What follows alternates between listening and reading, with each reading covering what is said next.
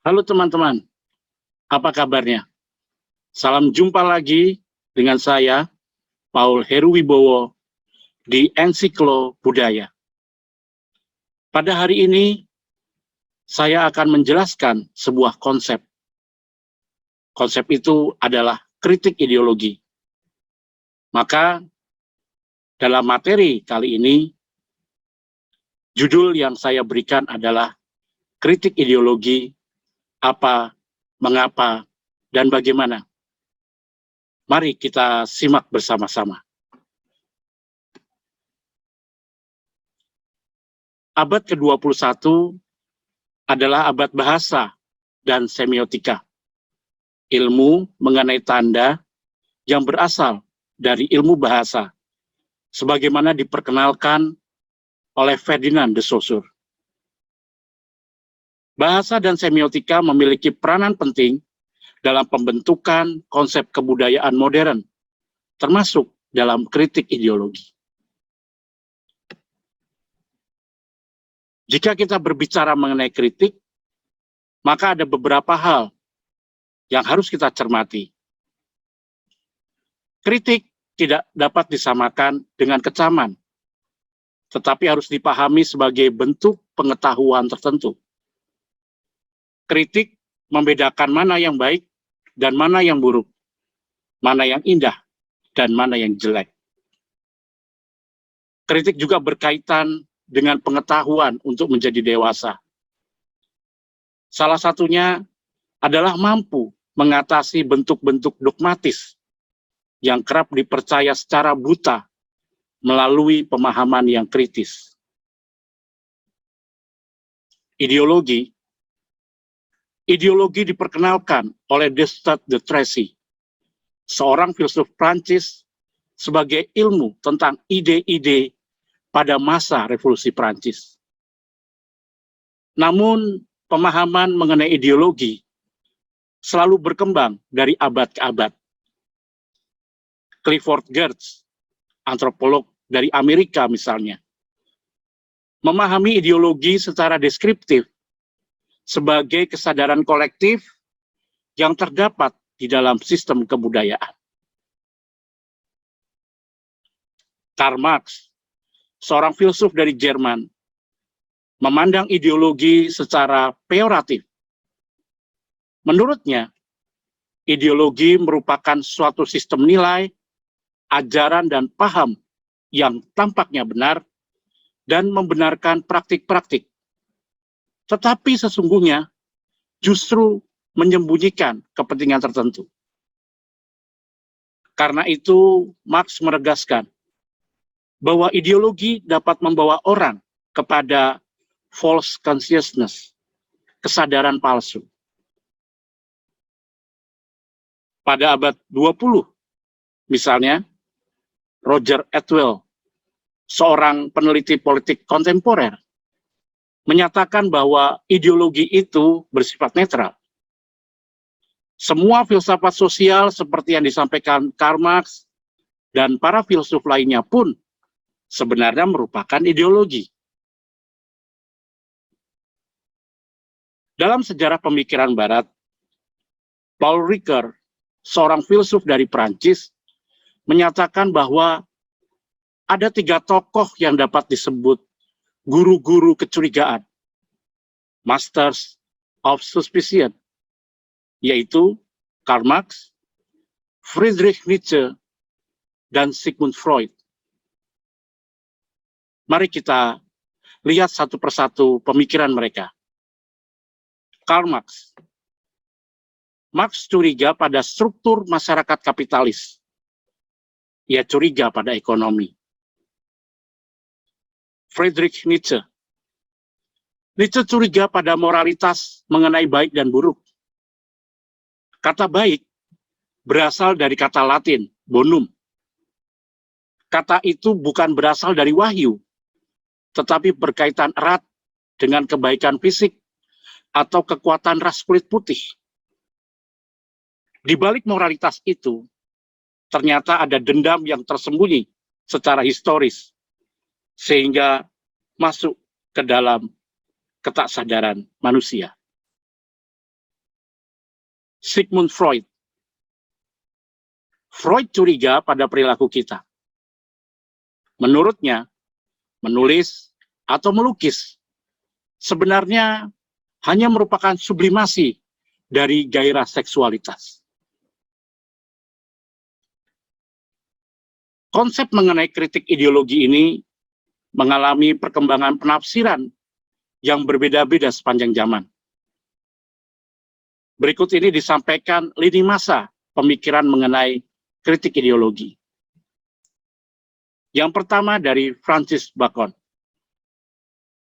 Dalam Novum Organum Scientiarum, Francis Bacon, seorang filsuf dari Inggris abad ke-18, telah mempersoalkan 4 jenis berhala atau yang disebutnya idols yang mendistorsi pikiran manusia sehingga tidak dapat bersikap objektif, yaitu berhala suku, berhala goa, berhala pasar, dan berhala teater. Mari kita lihat satu persatu ke-4 jenis berhala tersebut. Berhala suku merupakan ilusi yang disebabkan oleh kecenderungan manusia untuk jatuh cinta pada dogma. Berhala goa merupakan ilusi yang disebabkan oleh kepentingan yang berlebihan yang diberikan pada pengalaman pribadi. Berhala pasar merupakan ilusi yang berasal dari kesepakatan tentang arti kata-kata yang belum teruji benar. Dan yang terakhir, berhala teater.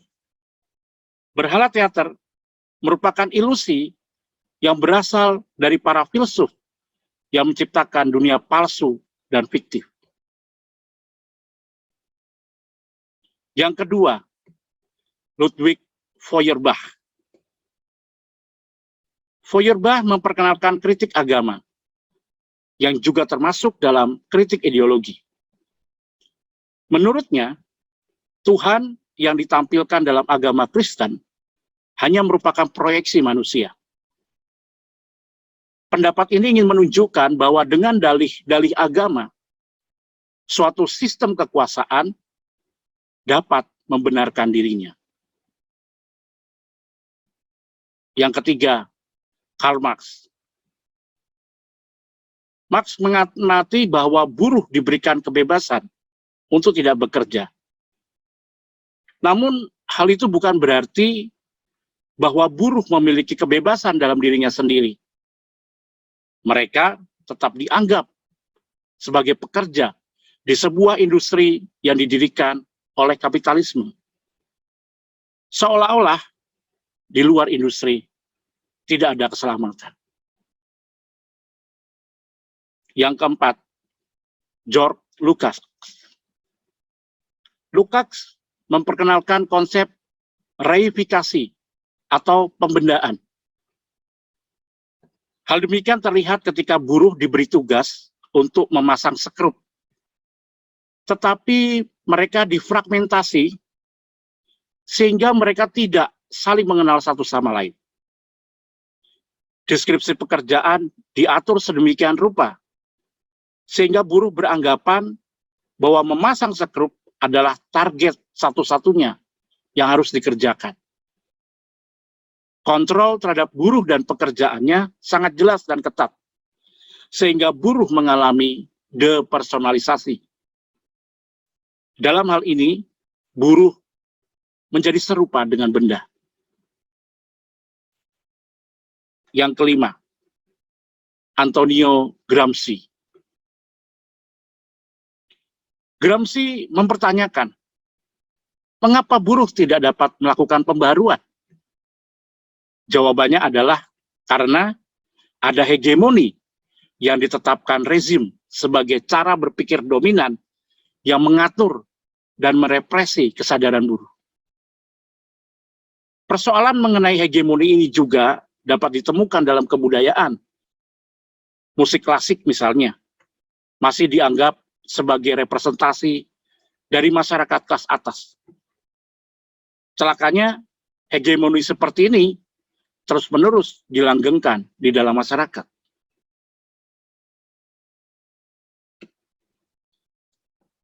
Yang keenam, mazhab Frankfurt atau kita sebut Frankfurt School.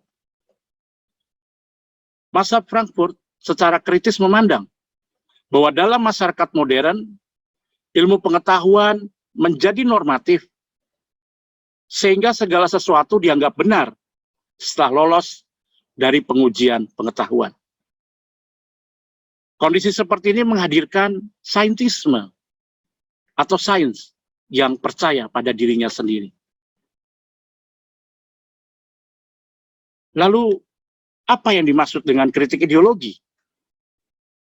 Saya bisa merumuskan dalam satu kalimat berikut ini. Kritik ideologi merupakan upaya intelektual untuk mengungkap dan menyingkap pembenaran-pembenaran motif ideologis yang berkembang di dalam masyarakat. Kritik ideologi menghadirkan teori-teori baru yang berfungsi untuk memberikan imbangan kepada teori-teori yang dominan. Teori-teori gender dan postkolonial misalnya. Memberikan imbangan pada positivisme, sehingga kedudukan penelitian kualitatif menjadi penting.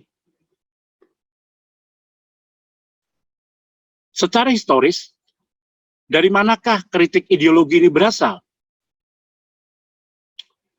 Kritik ideologi hadir sebagai akibat dari hubungan antara filsafat dan ilmu-ilmu sosial dengan tradisi Kristiani. Hal ini misalnya terlihat pada gagasan mengenai mesianisme dan pengharapan eskatologis dalam teori Karl Marx mengenai masyarakat tanpa struktur. Karl Marx adalah orang Yahudi yang dibesarkan dalam keluarga Protestan di Jerman.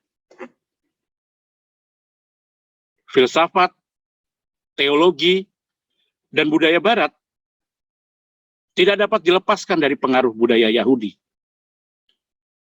Dalam tradisi pemikiran Yahudi, tercermin aspek-aspek yang bisa disejajarkan dengan kritik ideologi, seperti kritik atas pemberhalaan, emansipasi sosiopolitik, tradisi kenabian atau profetisme, dan mesianisme.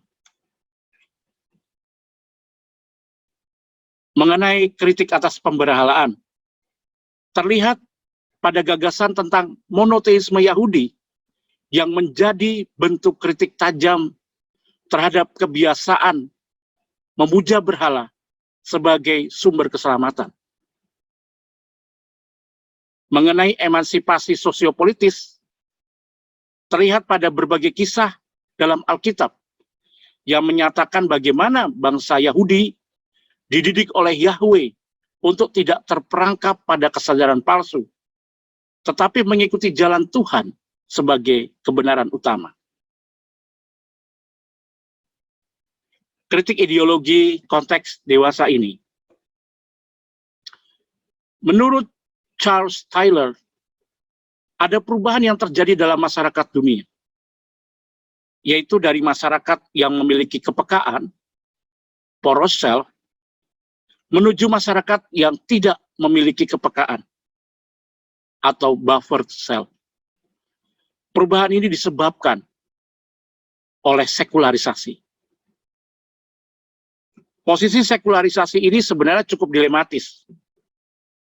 Di satu sisi, sekularisasi ini dapat membantu orang untuk lebih waspada terhadap dogmatisme agama, sehingga dapat bersikap rasional.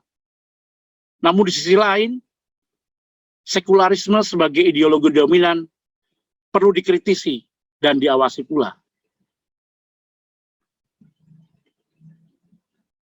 Selain kritis terhadap sekularisme, masyarakat masa kini juga diharapkan dapat kritis terhadap saintisme, naturalisme, kapitalisme, dan radikalisme agama. Meskipun kritik ideologi tidak bersifat egaliter karena menyiratkan adanya turbulensi relativisme, Kritik ideologi yang diterapkan sebagai cara berpikir kritis harus bisa menunjukkan bahaya dari cara berpikir tertentu. Terima kasih banyak atas perhatiannya. Sampai jumpa lagi dalam Ensiklo Budaya yang lain bersama saya, Paul Heruwibowo. Salam budaya.